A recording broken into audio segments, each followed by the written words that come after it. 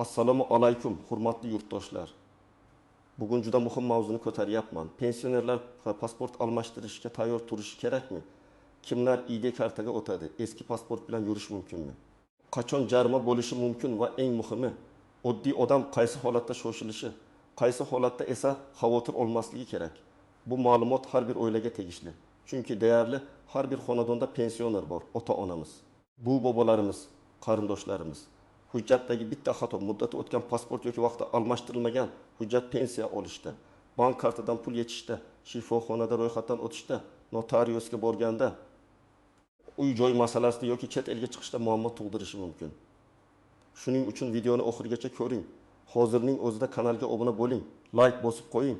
Chunki men bu kanalda pensiya, hujjat, nafaqa, imtiyoz va davlat xizmatlari bo'yicha eng kerakli ma'lumotlarni oddiy tilda tushuntirib boraman. Avval fuqarolarning asosiy shaxsini tasdiqlovchi hujjati ichki pasport edi.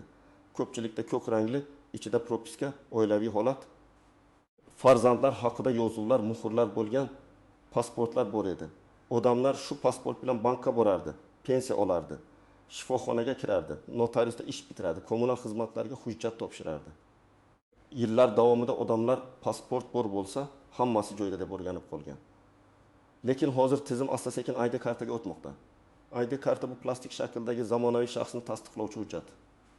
Unda fuqaroning asosiy ma'lumotlari elektron bazaga bog'langan bo'ladi. Ya'ni oldingidek hamma ma'lumotni qog'ozga yoki pasport ichiga muhrlab yurish shart emas. Davlat organlari ko'p holatda elektron bazadan tekshiradi. Yashash manzili, EFI, tug'ilgan sana, fuqarolik holati va boshqa ma'lumotlar tizimda ko'rinadi. Bu nimani anglatadi? Bu degani pasport tizimi butunlay o'zgaryapti. Eski pasportlar bosqichma-bosqich ID karta bilan almashtiriladi. Ba'zi odamlar buni hamma pensioner ertaga borib almashtirsin ekan deb tushunadi. Ba'zilar esa mening pasportim umrbod, men hech qachon almashtirmayman deb o'ylaydi. Ikkala fikr ham har doim to'g'ri bo'lavermaydi. Muhimi, qaysi holatda almashtirish majburiy, qaysi holatda muddat bor, qaysi holatda shoshilmasdan tartib bilan murojaat qilish mumkinligini bilish kerak. Men bugun aynan shu savollarga javob beraman. Pensionerlar kimlar ID kartaga o'tadi? Pasport muddati bo'lsa nima bo'ladi? Yoshi katta odamning hujjati yo'qolsa nima qilish kerak? Yashash manzili o'zgarsa ID karta kerakmi?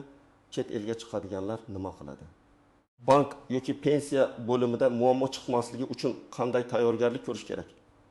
Birinchi navbatda muddati tugatgan yoki allaqachon muddati tugagan pasport egalari e'tiborli bo'lishi kerak. Masalan, pensioner otaxonning pasportida amal qilish muddati 2024 yilda tugagan bo'lsa, u men pensionerman, menga tegmaydi deb yurmasligi kerak.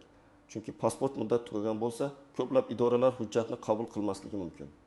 Bankda karta ochish, pensiya kartasini yangilash, notariusda ishonchnoma berish, meros ishlarini rasmiylashtirish, tibbiy sug'urta yoki davlat xizmatidan foydalanishda to'siq chiqadi. Bunday holatda ID kartaga da o'tish masalasini ortga surmaslik kerak. Ikkinchi holat, pasport yo'qolgan, yirtilgan, suvga tushgan, yozuvlari o'chgan, rasmi tanib bo'lmaydigan holga kelgan bo'lsa. Masalan, yetim 2 yosh onaxon pensiyasini bank kartadan oladi. Pasporti 20 yildan beri ishlatilgan, muqovasi yirtilgan, ayrim sahifalari ajalib ketgan. Bank xodimi shaxsini aniqlashda qiynaladi. Shu holatda hali muddatim bor-ku deyish yetarli emas. Hujjat yaroqsiz holga kelgan bo'lsa, uni almashtirish talab qilinadi. Chunki hujjatning vazifasi shaxsni aniq tasdiqlash. Agar rasmi o'chgan, ma'lumot o'qilmaydigan bo'lsa, u amalda muammo keltiradi. Uchinchi holat, familiya, ism, otasining ismi, tug'ilgan sana yoki boshqa asosiy ma'lumotlarda o'zgarish bo'lsa, masalan, ayol kishi turmushga chiqqanda familiyasini o'zgartirgan, lekin hujjatni vaqtida almashtirmagan yoki tug'ilganlik haqidagi yozuvda avval xatolik bo'lgan, keyin sud yoki fad'iy yo'l orqali tuzatilgan. Bunday vaziyatda eski ma'lumot bilan yurish keyinchalik pensiya hisobida, merosda, mulk hujjatlarida va bankda muammo beradi. Ayniqsa pensionerlar uchun bu juda sezgir masala. Chunki pensiya ishi, mehnat daftarchasi, arxiv ma'lumotlari, bank hisob hammasida FISH bir xil bo'lishi kerak. 4-holat. Yashash joyi o'zgargan bo'lsa, oldin pasportga propiska muhrlari qo'yilardi. Hozir bu ma'lumotlar elektron tizim orqali yuritiladi. Agar pensioner bir tumandan boshqa tumanga ko'chgan bo'lsa, masalan, Samarqanddan Toshkentga farzandinikiga kelib doimiy yashayotgan bo'lsa, yashash manzilini rasmiylashtirish muhim. Chunki pensiya ishini ko'chirish, poliklinikaga biriktirish, mahalla orqali beriladigan yordamlarni olish, kommunal imtiyozlar va boshqa masalalar yashash manziliga bog'liq bo'lishi mumkin.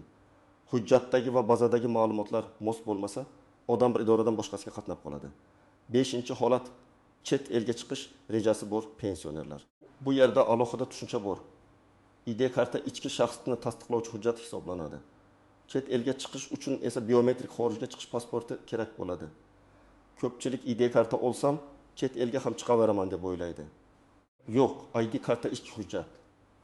Masalan, 65 yoshli fuqaro Rossiyadagi farzandini ko'rishga bormoqchi. Unga ID karta ichki hujjat sifatida kerak bo'lishi mumkin, lekin chegaradan o'tish uchun amaldagi xorijga chiqish pasporti zarur. Shu sababli hujjatlarni adashtirmang. Endi kimlar shoshilmasa ham bo'ladi. Agar pensionerning amaldagi pasporti yaroqli, muddati o'tmagan, ma'lumotlari to'g'ri, bankda va pensiya olishda muammosi yo'q bo'lsa, u vahimaga tushmasin. Lekin bu hech qachon almashtirmayman degani emas. Tizim bosqichma-bosqich ayda kartaga o'tayotgani uchun ertami kechmi ko'pchilik ayda kartaga o'tadi. Men har doim shuni maslahat beraman. Hujjatingizning amal qilish muddatini, holatini va undagi ma'lumotlarni oldindan tekshirib qo'ying. Oxirgi kunga qoldirmang. Birinchi misol, 68 yoshli otaxon pensiyasini har oy bank kartasidan oladi. Pasporti eski, lekin muddati hali o'tmagan. Unga mahalladan hamma ID karta qilish kerak ekan deyishgan. Otaxon darrov xavotirga tushadi. Bunday vaziyatda men nima deyman? Avvalo pasportning amal qilish muddatini ko'ring. Agar muddati bor, hujjat yaroqli, ma'lumotlar to'g'ri bo'lsa, ertaga tongda navbatga yugurish shart emas. Lekin ID kartaga o'tish tartibi borligini bilib qo'ysin. Yaqin oylar ichida qulay paytda davlat xizmatlari markaziy yoki migratsiya va fuqarolikni rasmiylashtirish bo'limidan aniqlashtirsin. Hujjatlarni tartibga keltirib yurish foydali. Ikkinchi misol. 74 yoshli onaxonning pasporti 2023 yilda tugagan, lekin u buni sezmagan. Chunki pasportni faqat sandiqda saqlagan, pensiya kartaga tushadi, o'zi bankka kam boradi. Bir kuni bank kartasining muddati tugaydi. Yangi karta olish uchun bankka boradi. Bank xodimi pasport muddati o'tganini aytadi. Natijada onaxon avval hujjat almashtirishi, keyin bank masalasini hal qilish kerak bo'ladi. Agar bu ishni oldindan qilganda, pensiya puliga yetib borishda kechikish bo'lmas edi.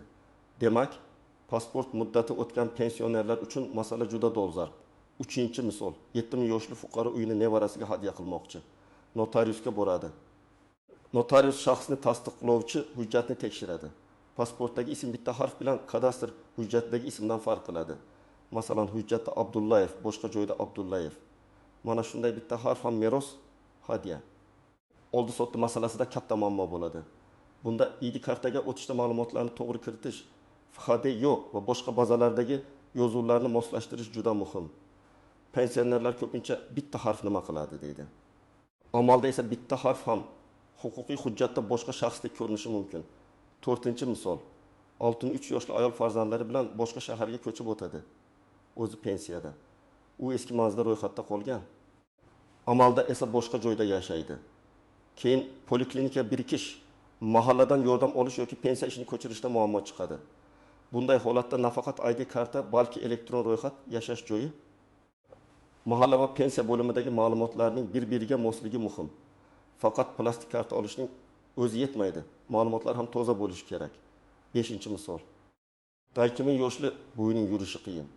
Farzandlari hujjat almashtirish kerak deb eshitgan, lekin bo'yini olib borishga qiynaladi. Bunday holatda xizmat ko'rsatish tartibini oldindan aniqlash kerak. Ayrim holatlarda nogironligi bo'lgan, og'ir ahvoldagi yoki yoshi katta shaxslarga nisbatan mas'ul idoralar orqali joyiga chiqqan holda xizmat ko'rsatish imkoniyatlari bo'lishi mumkin. Buni mahalla davlat xizmatlari markazi yoki migratsiya bo'limidan oldindan so'rash kerak. Eng katta xato bo'yini tayyorgarliksiz olib borib navbatda qiynab qo'yish. Birinchi nozik nuqta, ID karta va xorijga chiqish pasporti bir xil narsa emas. Men buni yana bir marta ta'kidlayman. ID karta O'zbekiston ichida shaxsni tasdiqlash uchun, xorijga chiqish uchun alohida pasport kerak. Agar pensioner chet elga davolanishga, farzandinikiga yoki ziyoratga chiqmoqchi bo'lsa, faqat ID karta yetarli deb o'ylamasin. Avval boradigan davlat talablari, xorijga chiqish pasportining amal qilish muddati va viza masalasini tekshirish kerak. Ikkinchi nozik nuqta, pasportdagi propiska muhriga qarab ish yuritishga o'rganib qolganmiz. Lekin hozir ko'p ma'lumot elektron bazada yuritiladi. Demak, qo'lingizdagi hujjat chiroyli ko'rinsa ham bazada xato bo'lishi mumkin. Masalan, tug'ilgan sana noto'g'ri kiritilgan, manzil eski qolgan, FI harflari mos emas. Shuning uchun ID kartaga o'tayotganda xodim bergan ma'lumotni shunchaki imzolab yubormang. Har bir harfni tekshiring. Ism, familiya, otasining ismi, tug'ilgan joy, tug'ilgan sana, yashash manzili. Ayniqsa lotin va kiril yozuvida farq chiqadigan familiyalarda ehtiyot bo'ling. 3-nozik nuqta. Pensionerning pensiyasi hujjatga bog'langan. Pensiya tayinlangandan keyin ham shaxsiy ma'lumotlar o'zgarsa, bu haqda pensiya jamg'armasi bo'limiga xabar berish kerak bo'lishi mumkin. Masalan, familiya o'zgardi, ID karta oldi, bankdagi ma'lumot yangilandi. Agar bankdagi ism boshqa, pensiya bazasidagi ism boshqa bo'lib qolsa, to'lovda kechikish yoki aniqlashtirish talabi chiqishi mumkin. Shuning uchun hujjat almashtirgach, bank va pensiya bo'limidagi ma'lumotlaringiz yangilanganini tekshiring. 4-nozik nuqta. Ishonchnoma bilan ish yuritish. Ko'p pensionerlar farzandiga pensiyamni olib ber yoki hujjatlarimni qilib ber deb ishonchnoma beradi. Lekin shaxsni tasdiqlovchi hujjat muddati o'tgan bo'lsa, notarius ishonchnoma rasmiylashtirmasligi mumkin. Demak, kasal yoki yoshi katta odamning hujjati muddati o'tmasidan oldin kerakli ishonchnomalarni rasmiylashtirish osonroq bo'ladi. Aks holda avval hujjatni yangilash, keyin ishonchnoma qilishga to'g'ri keladi. 5-nozik nuqta. Jarima masalasi. Fuqaro hujjatini belgilangan tartibda saqlashi, muddati o'tganda yoki yaroqsiz bo'lganda almashtirishi kerak. Amaldagi tartiblar bo'yicha kechiktirish, hujjatsiz yurish, ro'yxatga oid talablarni buzish kabi holatlarda ma'muriy javobgarlik masalasi kelib chiqishi mumkin. Men bu yerda odamlarni qo'rqitmoqchi emasman, lekin haqiqat shuki, bilmagan edim, har doim ham bahona bo'lavermaydi. Ayniqsa rasmiy idoraga borganda yoki tekshiruvda hujjat talab qilinganda muammo chiqishi mumkin. Shuning uchun jarimadan ko'ra oldindan tartibga keltirish arzonroq va tinchroq. 6-nozik nuqta. Hujjat olishda to'lovlar bo'lishi mumkin. ID karta rasmiylashtirish, yo'qolgan hujjatni tiklash, shoshilinch xizmatlar yoki boshqa xizmatlar uchun belgilangan davlat boji va yig'imlar bo'lishi mumkin. Miqdorlar vaqt o'tishi bilan o'zgaradi. Shuning uchun men doim maslahat beraman. Borishdan oldin davlat xizmatlari markazi, yagona interaktiv davlat xizmatlari portali yoki migratsiya bo'limining rasmiy manbalari orqali hozirgi to'lovni aniqlang. Yo'niga ortiqcha pul olib boring, lekin hech kimga qo'lga pul bermang. Hamma to'lov rasmiy kassaga yoki elektron to'lov orqali qilinishi kerak. 7-nozik nuqta. Fotosurat masalasi. ID karta uchun biometrik ma'lumotlar olinadi. Ya'ni suratga tushish, imzo yoki boshqa identifikatsiya jarayonlari bo'lishi mumkin. Yoshi katta odamlar suratga tushishda bosh kiyim, ko'zoynak, yuz ko'rinishi masalalarida oldindan tayyor bo'lsin. Diniy yoki tibbiy sabablar bo'yicha ayrim holatlar bo'lishi mumkin. Lekin umumiy talab shuki, shaxs aniq tanilishi kerak. Agar odamning ko'rinishi pasportdagi eski suratdan juda o'zgargan bo'lsa, yangi hujjat olish ayniqsa muhim. Birinchi qadam, uydagi barcha hujjatlarni bir joyga yig'ing. Pensionerning eski pasporti, tug'ilganlik guvohnomasi bo'lsa, nikoh guvohnomasi, familiya o'zgargan bo'lsa, tegishli hujjat. Pensiya guvohnomasi yoki pensiya to'g'risidagi ma'lumot, bank kartasi ma'lumotlari, yashash joyiga oid hujjatlar, nogironlik bo'lsa, nogironlik ma'lumotnomasi. Hamma holatda ham barchasi talab qilinmasligi mumkin. Lekin tayyor turish kerak. Chunki idoraga borganingizda bitta hujjat yetishmasa, yana qaytib kelishga to'g'ri keladi. Ikkinchi qadam, pasportning amal qilish muddatini tekshiring. Pasportni oching. Berilgan sana va amal qilish muddatini ko'ring. Agar muddati yaqinlashgan bo'lsa, masalan, 2 oy qolgan bo'lsa, kutib o'tirmang. Navbat, bayram kunlari, tizimdagi yuklama, sog'liq holati kabi sabablar bilan kechikib qolishingiz mumkin. Ayniqsa pensioner odamni bir kunda hamma joyga olib borish qiyin bo'ladi. 3-qadam, ma'lumotlarni solishtiring.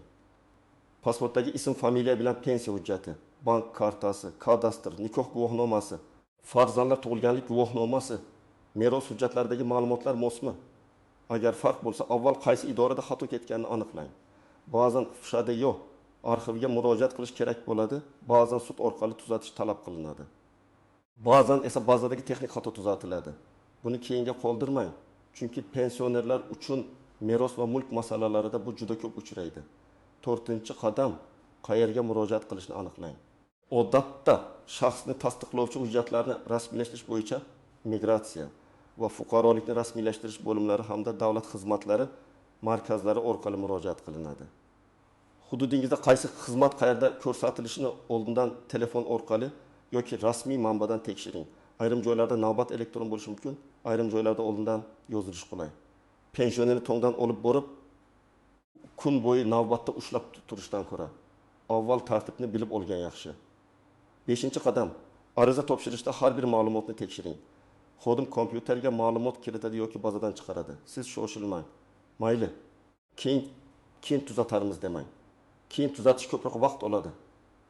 Ayniqsa pensionerning familiyasi lotida qanday yozilayotganiga e'tibor bering. Masalan, Yo'ldoshev bir joyda Yo'ldoshev, boshqa joyda Yo'ldoshev bo'lib qolishi mumkin.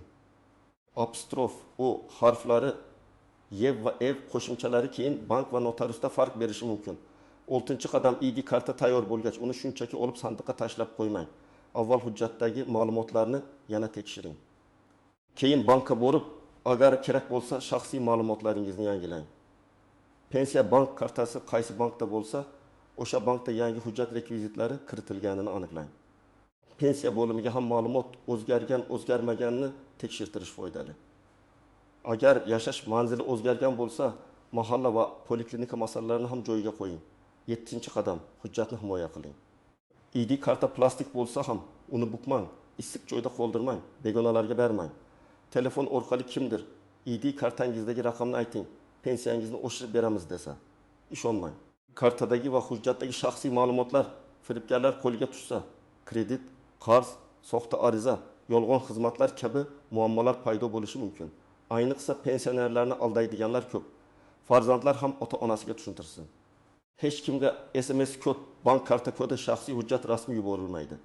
8-qadam, yura olmaydigan yoki og'ir bemor pensionerlar bo'yicha alohida maslahat oling. Mahallaga boring, davlat xizmatlari markaziga qo'ng'iroq qiling. Migratsiya bo'limidan so'rang. Bunday fuqaroga qanday tartibda xizmat ko'rsatiladi? Tibbiy ma'lumotnoma kerakmi? Vakil orqali ariza berish mumkinmi? Joyiga chiqish tartibi bormi? Bu savollarni oldindan aniqlashtirsangiz, bemor odamni qiynamaysiz. Endi sarlavhadagi asosiy savolga aniq javob beraman. Kimlar ID kartaga o'tadi? Umumiy qoida shuki, O'zbekiston fuqarolari eski namunadagi ichki pasportlardan bosqichma-bosqich ID kartalarga o'tadi. Bunga pensionerlar ham kiradi. Lekin bu har bir pensioner bir kunda bir vaqtda vahima bilan borishi kerak degani emas. O'tish odatda hujjatni birinchi marta olish, muddat tugashi, yo'qolishi, yaroqsiz bo'lishi, ma'lumot o'zgarishi, shaxsiy ma'lumotlarni yangilash zarurati kabi holatlarda amalga oshiriladi. Agar siz 6 ming, 7 ming yoki tagi ming yoshda bo'lsangiz ham hujjat talablari sizga ham tegishli. Pensionerlik odamni hujjat almashtirish tartibidan to'liq ozod qilmaydi. Lekin yoshi katta va sog'lig'i og'ir fuqarolarga xizmat ko'rsatishda qulayliklar, amaliy yordam, vakillar orqali tayyorgarlik kabi imkoniyatlarni oldindan o'rganish kerak. Men yana shuni aytaman, eng xavfli holat qo'shnim aytdi. Mahallada eshitdim, bankda kimdir dedi degan gaplarga tayanib ish qilish. Hujjat masalasida faqat rasmiy manbaga tayaning. Davlat xizmatlari markazi migratsiya bo'limi yagona portal. Pensiya jamg'armasi va bankning rasmiy tushuntirishlarini tekshiring. Har bir hududda texnik tartib biroz farq qilishi mumkin. Lekin asosiy huquqiy talab bir xil. Shaxsni tasdiqlovchi hujjat yaroqli, to'g'ri va amaldagi bo'lishi kerak. Hurmatli tomoshabinlar, bugungi mavzudan asosiy xulosa shuki, pensionerlar ID karta masalasiga befarq bo'lmasligi kerak. Agar pasport muddati tugagan, hujjat yaroqsiz, ma'lumotlarda xato bor, yashash joyi o'zgargan, bank yoki pensiya bo'limida muammo chiqqan bo'lsa, hujjatni yangilashni cho'zmaslik kerak. Agar pasport yaroqli, muddati bor va hamma ma'lumot to'g'ri bo'lsa, vahima qilmang. Lekin oldindan tayyorgarlik ko'rib yurish kerak. Farzandlarga ham alohida aytaman. Ota-onangizning hujjatini tekshirib qo'ying. Ular ko'pincha muddatga qarashmaydi. Idoralarga borishga tortinishadi yoki kerak bo'lsa aytishadi deb yurishadi. Lekin muammo chiqqandan keyin yugurish qiyin bo'ladi. Bugun 10 daqiqa vaqt ajratib pasport muddatini ko'rsangiz, ertaga bir necha kunlik sarsonlikning oldini olasiz. Sizning oilangizda pensionerlarning pasporti yoki aydegorta bo'yicha muammo bo'lganmi? Bankda, pensiya bo'limida, notariusda yoki davlat xizmatlari markazida qanday holatga duch kelgansiz? Izohlarda yozib qoldiring. Men eng ko'p berilgan savollarga keyingi videolarda albatta javob beraman. Video foydali bo'lgan bo'lsa, like bosing. yaqinlaringizga yuboring va kanalga obuna bo'ling. Chunki bunday ma'lumotni vaqtida bilgan odam o'z huquqini ham, vaqtini ham, pulini ham himoya qiladi.